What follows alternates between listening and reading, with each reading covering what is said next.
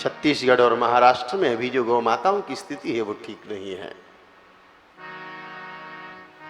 2 दिन पहले ही महाराष्ट्र में बहुत बड़ी संख्या में गौ माता का वध हो रहा था। कुछ गौभक्त युवा गए, बचाने का प्रयास किया, वो गौ माता को तो नहीं बचा पाए, बल्कि प्रशासन ने उन पर ही हजारों प्रकार के आरोप लगा करके उनको जेल में डाल दिया। यही घटना छत्तीसगढ़ में भी 2 दिन पहले दोहराई गई। भाई, भारतीय विकासमय संस्कृति का राज है, तो फिर विकास के प्रति गौ की बात करने वाले को इस प्रकार प्रताड़ित करोगे तो विकास कैसे होगा? फिर तो विनाश होगा। इसलिए चेतो, जागो, हमारी बात को पहचानो। एक प्रयास हो रहा है, संगठित प्रयास, कुछ कसाईयों से मिले हुए सत्ताधारियों के द्वारा।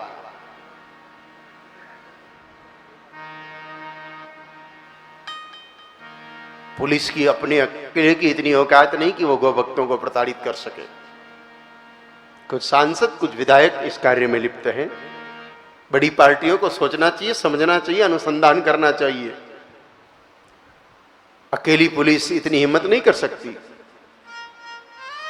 कि 25-25 गौ भक्तों को अंदर डाल करके प्रताड़ित करे, उन पर अमानवीय अत्याचार करे और ऐसी स्थिति ला के खड़ी कर दे कि उनकी हालत देखने के बाद कोई दूसरा बालक गौ रक्षा का नाम न ले।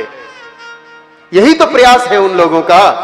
और जिस दिन गौ रक्षा का नाम नहीं लेने वाले बचेंगे नहीं ना, गौ रक्षा का नाम लेने वाले जिस दिन नहीं बचेंगे, उस दिन तो भाइयों आपकी कुर्सियां भी नहीं बचेगी। उस दिन तो हिंदुस्तान की कुर्सी पर सब जगह टोपी ही टोपी वाले काबिज नजर आएंगे। जब तक गौ की बात करने वाले हैं तब तक आप हैं, कान खोल के सावधानी से सुन लीजिए, क्योंकि गौ से संस्कृति है, गौ से धर्म है और आप धर्म की सत्ता पर बैठे हैं। इसलिए सावधान हो जाइए, थोड़ा सा अधर्म की चिंगारी आपको नष्ट न कर दे। आग्रह है आपसे, संज्ञान लीजिए और गौरक्षकों पर मिथ्या आरोप लगाना बंद करिए, उनको जेलों में ठूंसना बंद करिए।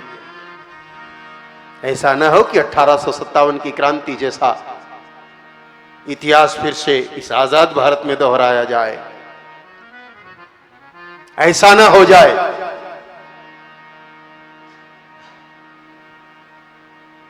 शीघ्र उन बेबुनियादी आरोपों के साथ जो 25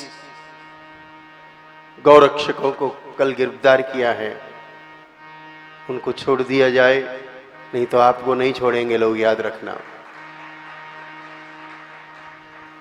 श्यामा प्रसाद मुखर्जी का बलिदान की सौगंध है आप लोगों को। अगर आप ईमानदार हो, राष्ट्र की रक्षा और राष्ट्र का विकास चाहते हो, तो विकास के उन दीवानों को बाहर निकाल दीजिए, क्योंकि विकास का पैमाना सिर्फ बुलडोजर नहीं होता कि उससे आप सड़क बना दो और विकास हो जाए। विकास का पैमाना हृदय से शुरू होता है, विकास का पैमाना गौशालाओं से शुरू होता है, विकास का पैमाना सतोगुण से शुरू होता है। जब गाय नहीं होगी तो सारे राक्षस पैदा हो जाएंगे।